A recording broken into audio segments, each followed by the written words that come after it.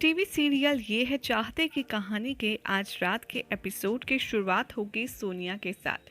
सोनिया रुद्राक्ष और प्रिशा से ये कहती हुई नजर आएगी कि आप दोनों ने मेरे लिए बहुत कुछ किया है, लेकिन मुझे समझ नहीं आ रहा कि मैं आप लोगों का एहसान कैसे चुकाऊंगी। प्रिशा कहेगी कि तुम्हें इस बारे में सोचने की कोई ज़रूरत नहीं है, बस हम चाहते हैं कि तुम अपनी एक अच्छी और नई लाइफ स्टार्ट करो। रुद्राक्ष भी कहता है कि तुम्हें हमारा नहीं बल्कि भगवान का शुक्रिया अदा करना चाहिए। प्रिशा कहती है कि ऑल्सो तुम्हें ये सोचना चाहिए कि आखिर रुद्राक्ष को कॉल किसने किया था और उस इंफॉर्मेशन को किसने लीक किया था कि तुम कैफे में हो। सोनिया कहती है कॉल किसको कॉल आया था रुद्राक्ष को। रुद्राक्ष कहता है कि मुझे नहीं पता, लेकिन हाँ उस आदमी का नाम नहीं पता, बट उसी ने कहा था कि तुम उसी क्लब में मिलोगी। सोनिया कहेगी कि शायद वो कबीर ही होगा। प्रिशा कहती है कौन कबीर। सोनिया कहेगी कि एक्चुअली वो सिक्योरिटी गार्ड की जॉब करता था हमारे डांस बार में। रुद्राक्ष कहेगा लेकिन मैंने तो उसे कहीं पर भी नहीं देखा, ना ही मैंने कोई ऐसा इंसान देखा जो व्हील चेयर पर बैठा हो। तभी वो कहती है कि हाँ वो मुझे बहुत पहले से ही हेल्प करने की कोशिश कर रहा था और इस चक्कर में उसकी जॉब भी चली गई थी। एक बार उसने एक बार मेंबर को थप्पड़ मार दिया था और कबीर ने स्टैंड लिया था उसके लिए कि तूने सोनिया को थप्पड़ कैसे मारा, उस पर हाथ कैसे लगाया, और उसने उसको धमकी भी दी थी कि अगर तुमने इसको दोबारा मारा तो मैं इस जगह के बारे में पुलिस को इन्फॉर्म कर दूंगा। तभी पूरे स्टाफ ने कॉल करके बार ओनर को बुलाया और उन्होंने कबीर को जॉब से निकाल दिया। रुद्राक्ष कहेगा कि अच्छा ये कबीर तो अच्छा आदमी लगता है। सोनिया कहेगी कि हाँ मेरे पास उसका नंबर है, हम उसे कॉल करते हैं और उसको थैंक यू करते हैं, बट हाँ मेरे पास उसका एड्रेस भी है। तो रुद्राक्ष और प्रिशा कहते हैं तो फिर हम उसे मिल कर के ही थैंक यू कह देंगे। प्रिशा कहेगी कि ठीक है तुम एक काम करो, तुम्हें कुछ और दिन घर में ही रुकना पड़ेगा और मैं और रुद्राक्ष तुमसे एड्रेस लेकर के उससे मिलने जाते हैं और तुम्हारे बिहाफ से भी हम उसको थैंक यू कह देंगे। रुद्र और प्रिशा उस एरिया में पहुंचते हैं जहां पर उसने मोबाइल नंबर से कॉल की होती है और उसे अपनी कार को रोकता है और वो ट्रेस करने की कोशिश करता है कि आखिर कबीर कहाँ मिलेगा।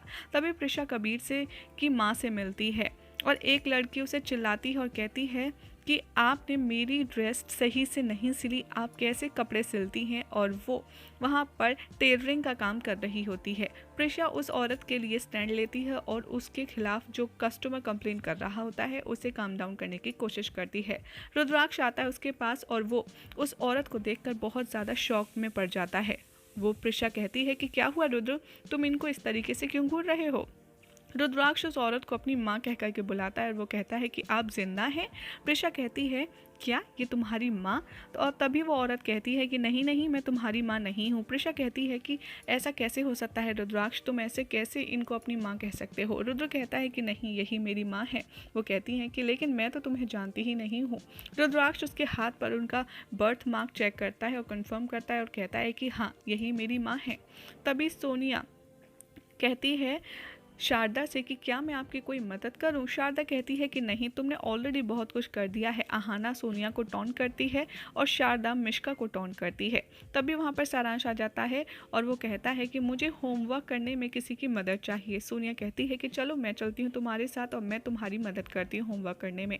आहाना शारदा से कहती है what's wrong with you mummy ji, आप मिश्का की इंसल्ट उस सोनिया के सामने कैसे कर सकती हैं। तभी दूसरी साइड दिखाया जाएगा कि कबीर घर से बाहर निकलता है। रुद्राक्ष कबीर को पहचानता है और कहता है कि थैंक यू सो मच, तुमने सोनिया की जान बचा ली। कबीर कहता है कि हाँ मैंने भुवन को कोर्ट में सोनिया के बारे में बात करते हुए सुना था रुद्राक्ष, और इसीलिए मैंने तुम्हें कॉल किया। आगे वो कहता है रुद्राक्ष की थैंक यू सो मच, तुमने सोनिया को बाकी लड़कियों की तरह नहीं वहाँ पर रहने दिया और तुमने बाकी लड़कियों के साथ साथ सोनिया को भी बचा लिया। रुद्राक्ष थैंक यू सो मच। रुद्राक्ष भी कहता है कि मुझे तो उसके बारे में कभी पता ही नहीं चलता अगर तुम मुझे कॉल नहीं करते, और रुद्राक्ष को तभी पता चलता है कि कबीर वो उसका असली भाई है। शारदा इधर दिखाया जाएगा कि वो अपने लॉयर को कॉल करती है और कहती है कि बलराज खुराना की जो विल है उसे आप प्रिशा के नाम पर हैंड ओवर कर दीजिए। अब प्रिशा ही सब कुछ हैंडल करेगी क्योंकि वो सारांश की असली माँ है। अहाना कहेगी कि कुछ भी आप पढ़ने से पहले हर किसी को यहाँ पे मौजूद होना चाहिए, हर कोई होगा, उनके प्रेजेंस में ही आप ये विल पढ़िएगा। शारदा कहती है लॉयर से कि ठीक है, मैं आपको दोबारा बुलाऊंगी। उधर दिखाया जाएगा कि कबीर अपनी माँ से कहेगा कि रुद्राक्ष ये क्या कह रहा है, हम इसके घर वाले कैसे हो सकते हैं। तभी वो जो औरत है वो मना कर देती है और कहती है कि मुझे नहीं पता कि तुम कौन हो, कहाँ से आए हो, वगैरह वगैरह। लेकिन जब रुद्राक्ष उसे सब कुछ बताता है तब वो औरत उसे एक्सेप्ट कर लेती है और कहती है कि हाँ, तुम मेरे ही बेटे हो।